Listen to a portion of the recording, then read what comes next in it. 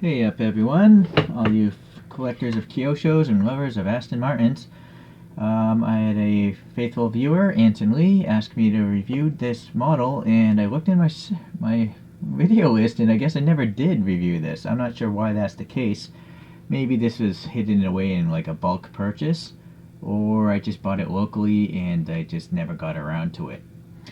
This, anyways, is the Aston Martin Rapide S. And so this is made by a brand called Kyosho. I couldn't find the plastic base for this, so that's what makes me think I bought this locally. Let's take a look at some of these photos here. The Rapide, the original one, came out in 2010, and it was the first big four-door since the Aston Martin Lagonda. But then in 2013, the successor, the Rapide S, came along, and it, had more power and performance. This thing is powered by a V12 engine and is 550 horsepower. And depending on which year of Rapide S, it could go 190 or 200 up to 203 miles per hour. So that's a full-on supercar that you can bring 3 or 4 friends along with. So that's kind of cool. And I gotta say, for a 4-door, it looks quite nice. I like the styling of these modern Aston Martins. Alright, that's really all I cared to learn, so apologize, and hopefully Wikipedia is right with those stats, that is. Alright, so this wheel set does seem to match that white photograph of the car, and Kyosho's quite good with their wheels in most instances. There's air passing between the spokes. You can see some molded in lug nut recesses and a little center cap action there. Unfortunately, the tires on this one are very slab-sided. They're like almost totally flat, so that doesn't seem very realistic to me. And this one has a lot of friction going on, you see, so it doesn't really want to roll. Kyosho's flip a coin, and some Kyoshos roll well, some do not.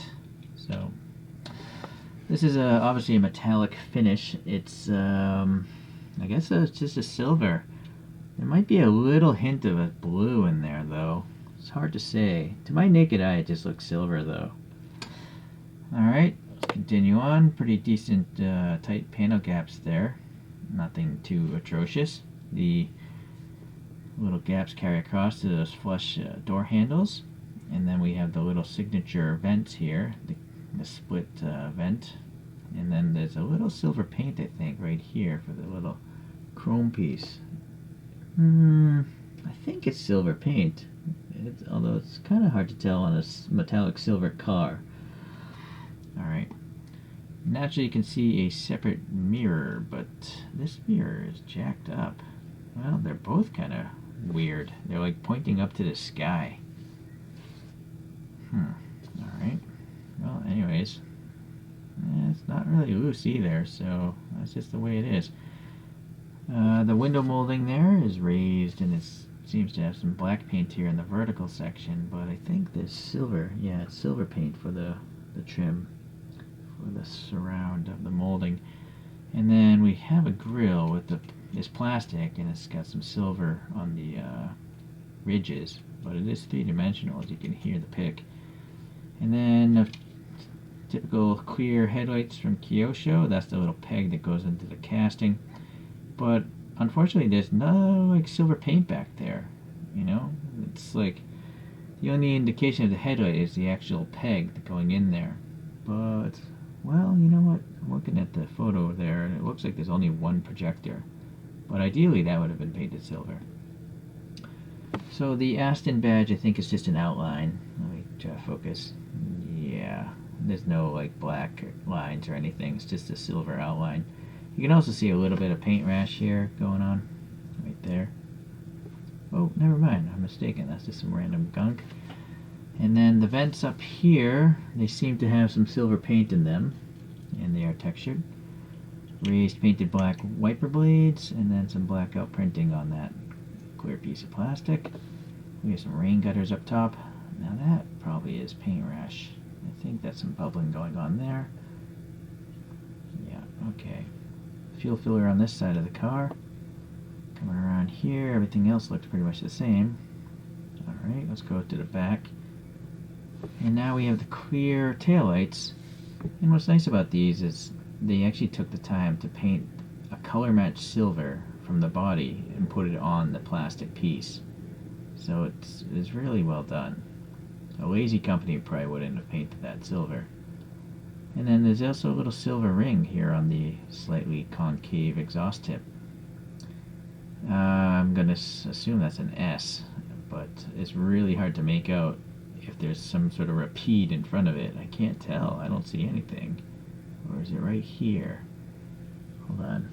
Yeah, it is right here, but I can't see it with my own eyes. And my camera's already zoomed in, so I guess you'd need a bigger magnifying glass to find out.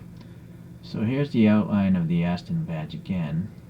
And no license plate or anything. No third. Oh, there is a third brake light.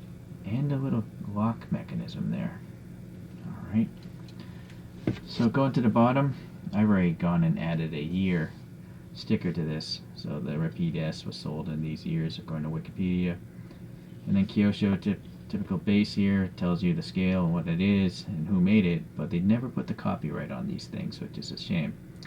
And then Kyoshos very often, if not all the time, have different treads for every one of their castings. Staggered tires, I think. The front's a little bit narrower than the rears, which makes sense. And then what's nice is the screwed together base. So I don't think it's an extremely old Kyosho, because the original Kyoshos just have press fit bases. And now we have some red reflectors on that plastic bottom as well. Alright, I think that's it. Again, I bought it used, and so I think that's why the paint rash isn't too bad. It's only like right there. And then I think another reason why the paint rash isn't so bad is because this is a really heavy flake metallic. For some reason it seems like the metallics are less susceptible to paint rash. Okay, it is time to get a few other models out here spinning. Hold on here. Alright, well, the first and most logical thing to compare it to would be the Aston Martin Lagonda that was out between 1983 to 1990. And this is made by Johnny Lightning, and it's really quite good. The only thing Johnny Lightning really missed is the mufflers, which are really quite visible from the side according to the photographs I saw. But everything else pretty great for Johnny Lightning again. I'm very happy to have it there. Yeah, it's very different styling, of course. Very blocky. Alright, let's see what else we have. I'm going to just pull out a bunch of other four-door luxury / sporty vehicles. So this next one is a Maserati Quattroporte by Kyosho.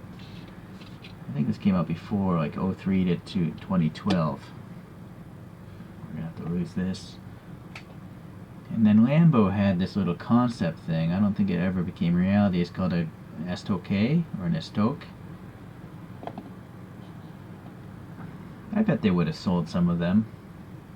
It's kind of weird to see a four-door Lambo, but then again, everyone said that same about Porsches and every other luxury car brand that did this. Alrighty. Let's see. And the Porsche Panamera, Panamera Turbo by Kyosho.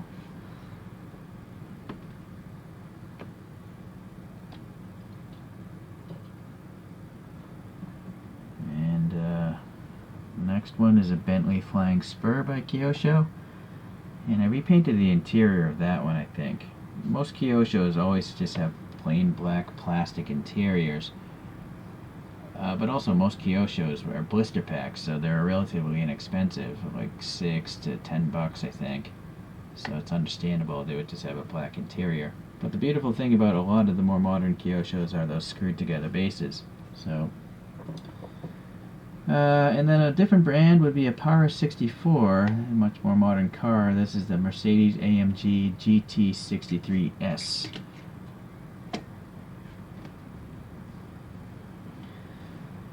So, just looking at these things spin around, I mean, for me, the first car I look at is that Bentley because of its tan interior.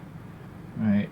I complain about this all the time in my reviews, but if Hot Wheels can buy different colored plastics, I don't understand why a premium brand can't. Alright, it seems like Power 64s almost always have black interiors also. But, you know, you're charging like 10 times as much as a Hot Wheels. It's kind of lame. I can't imagine tan or brown colored plastic costs a significant amount more than black plastic. But I don't have a plastics factory. In fact, all these black interiors are starting to bother me.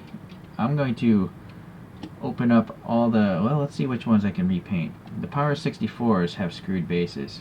Repaint. This Aston, as we saw, repaint. This Lambo, sadly, press fit, so that's not going to happen. This Panamera, repaint. And then this is already done. Rivet, so no can do. So let me come back after I repaint something. And we're back from the paint shop here, and I think they look a lot nicer now. In particular with the sunroof or the skylight there on the Mercedes, you know, that tan interior works out well. One interesting note on this Aston though is the 4 seats are separate pieces and they're not glued in. I'm not sure if I'm going to be able to show you through this small window. Well, let me get the flashlight. But I ended up actually painting the seats a different color. So the seats are kind of like a bluish... Yeah, sorry, the focus. There. The seats are kind of like bluish, as you can see, but the rest of the interior is more tannish. So it's really easy to do with separate pieces. Alright, let's let this guy spin on its own. So if you're new to collecting, Kyosho, if you could have a time machine and go back in time, they're absolutely fantastic models for the price, $6, $10. But with eBay pricing now, if I was brand new, I would recommend you just start collecting like Power 64 and Mini GT in particular is probably the best in that price range, like the $10 to $15 price range. But the nice thing about Kyosho is they've made many of a random subject of a car. Like some cars that you just ask, why would they even invest into making that mold? And so that's another reason why I like Kyosho. The majority of my collection is actually Kyosho because I prefer no opening panels in exchange for having clear headlights and taillights in most instances.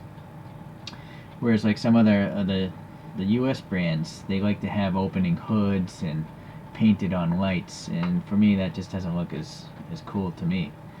But those things always roll.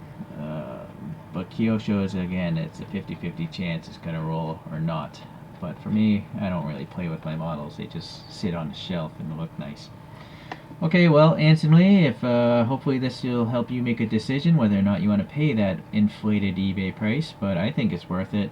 I'm glad I got this one. It's a sweet looking 4-door Aston. You know, as far as the 4-door luxury sporty cars go, I think this might be the most attractive one out of all of them.